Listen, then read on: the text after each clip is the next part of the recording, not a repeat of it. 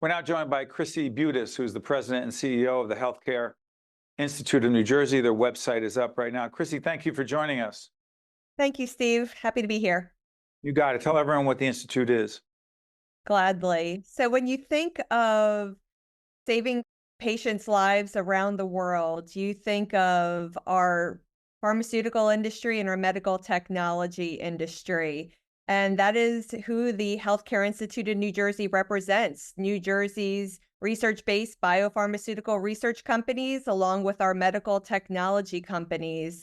And we have the privilege of representing this industry before our New Jersey and Washington policymakers. Yeah. Hey, Chrissy, simple question. Sure. Why are prescription drug costs? Go ahead, finish the question. Are you going to say they're high? Yeah, you need me to tell you they're high? Why are they so I high? knew you were going to go there, Steve. So happy to answer the question. All yours. So look, I mean the pharmaceutical industry and the medical technology industry saves money within the healthcare industry. So what we want to do is make sure that our patients are receiving the care and have access to care that they need. For instance, we need our patients to take their medications and to have access to the diagnostics that they need, because that prevents them from going into the hospital. That helps them get treated and to identify a cure much earlier than if they wait any longer. So that is the first thing we need to make sure happens, that they have access. Second of all, we also need to make sure that any types of rebates that our manufacturers pass along to PBMs make it over Whoa. Okay, no acronyms, PBMs. pharmacy benefit managers. Got it. Go ahead. So explain that again. So we want Sure, absolutely. So we want to make sure that any discount that our manufacturers pass along to the pharmacy benefit managers make it down to the patient and what they pay at the pharmacy counter. And so we can do that today by moving different state and federal legislation. I want to be clear.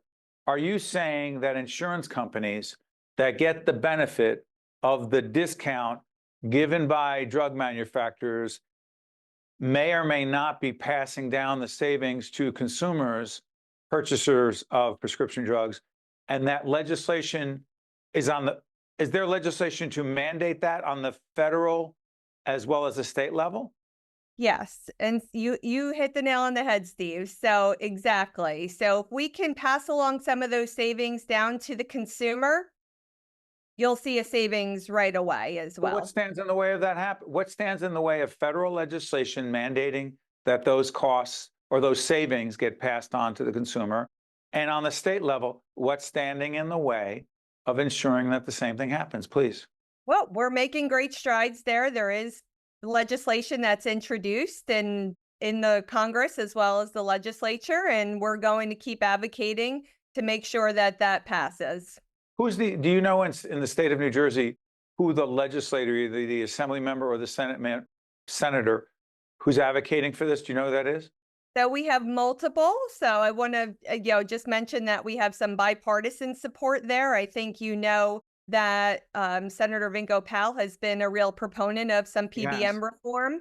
And so we'll see how things shake out. But I just want to make sure that at the end of the day, our patients receive the medications that they need so that they stay healthy, so that we are able to treat and mitigate any type of ailment that they have.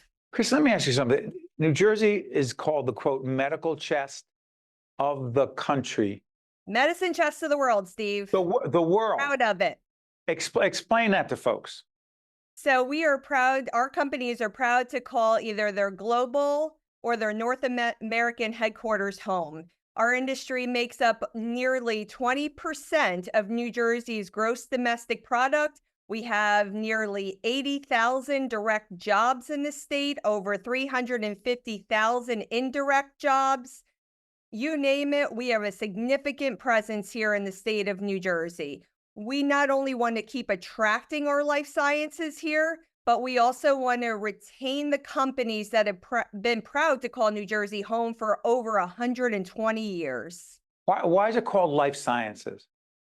Well, because there's so many different facets that go into it. So you're using different sciences and technologies to advance our medicines moving forward. And you're also pulling in technology and innovation. And so we're keeping up with all the advances in medicine these days. And now with artificial intelligence coming and advancing the industry even further, we're going to see R&D, research and development, even move the industry further at a more rapid pace. Last question.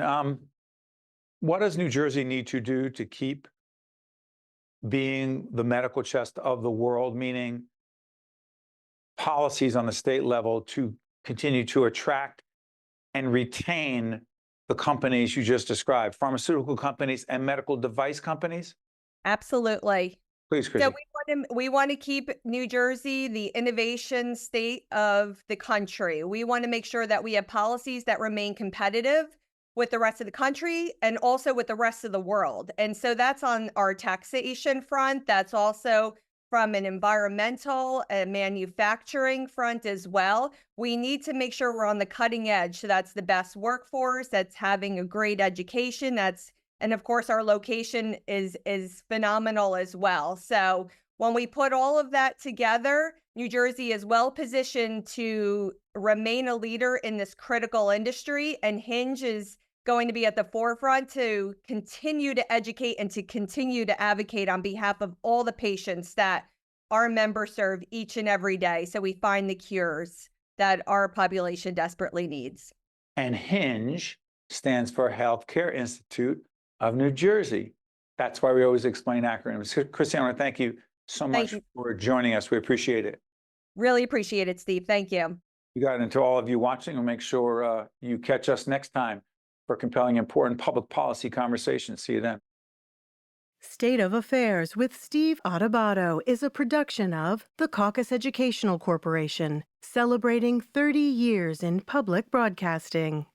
Funding has been provided by the Turrell Fund, a foundation serving children, Valley Bank, PSEG Foundation, Kane University, Hackensack Meridian Health, Johnson & Johnson, the Adler Aphasia Center, the Fidelco Group, and by PSCNG.